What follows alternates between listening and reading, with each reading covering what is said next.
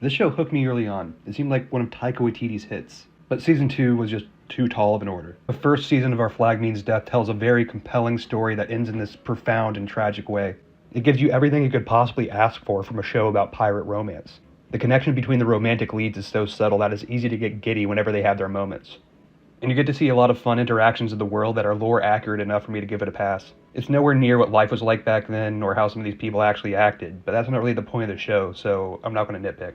The history that this series is based on is the extended alliance between Blackbeard and the gentleman pirate Stede Bonnet, and the theory that the reason why Blackbeard had such a soft spot for Stede was because he loved him. And there's a chance that's why. I mean, there's other things that might make more sense, but I'm okay enjoying this version of history. Beyond that, as long as they didn't introduce characters that weren't alive or were never in this part of the world, I didn't really care. A diverse, fun-loving crew with more modern approaches towards interacting would probably be way easier to work into a plot like this than greasy pirates with very specific rules on love anyway. I just wanted to see where the writers would take this relationship before the inevitable tragic end, because I assumed that they would at least loosely try to follow the timelines of the characters' real-life counterparts. Season 1 lived up to that expectation while also delivering a fantastic romance that wrapped up perfectly.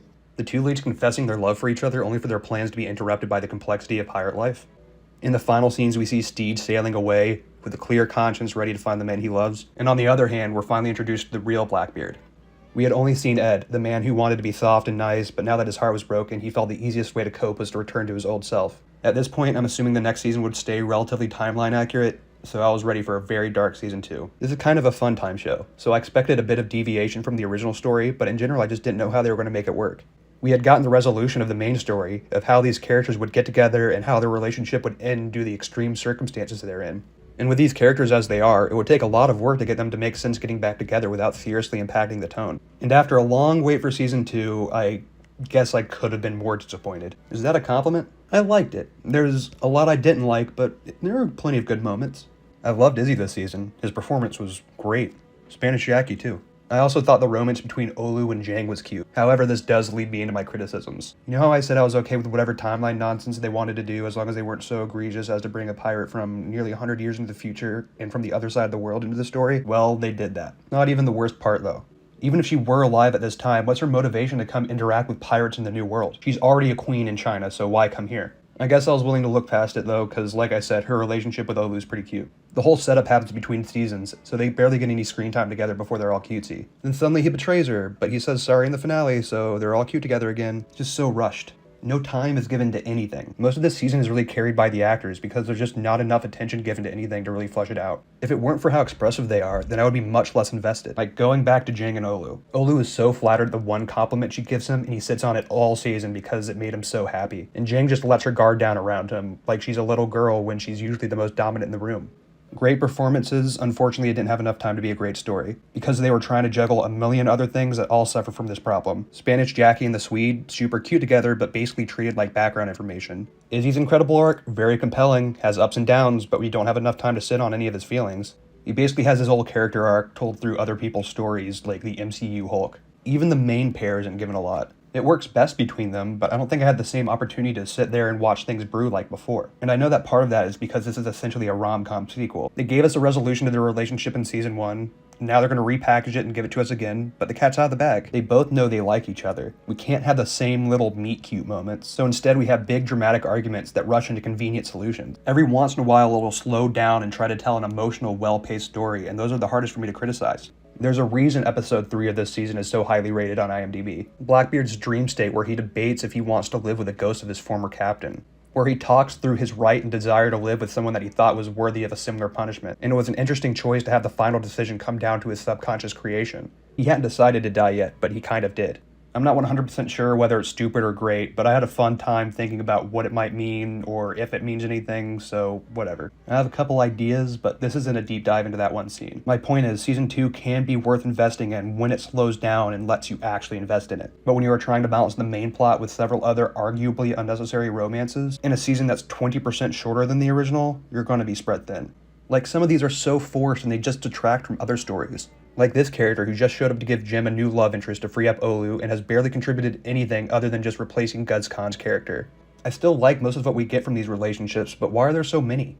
You already have the main one. No one's going to complain if you put in more Lucius and Black Pete, obviously, because they're amazing, and then you get maybe one more. You have the main two, Steve and Blackbeard and Lucius and Black Pete. Then Olu and Jang and Madeline Sami's character and Jim. Then we have Jackie and the Swede, and I'm counting Mary Reed and Anne Bonny because they got development. So that's 6, and you still have other things to manage, like everything Izzy does, the Pinocchio guy, and Buttons turning into a bird. Just too much content, too little time, when it was already going to be hard to follow up season 1. Overall, though, I am still glad that I watched it. By the end, it doesn't make the most sense timeline-wise, but I don't really care. It's cute. And it wraps up what season 1 gave us. Every plot is settled, which is why it surprises me so much that I see people talking about wanting a season 3. It's like, what do you want them to do? Just hang out? For them to repackage the same drama over and over again until we see the characters die? I don't know about you, but that just doesn't seem that interesting to me.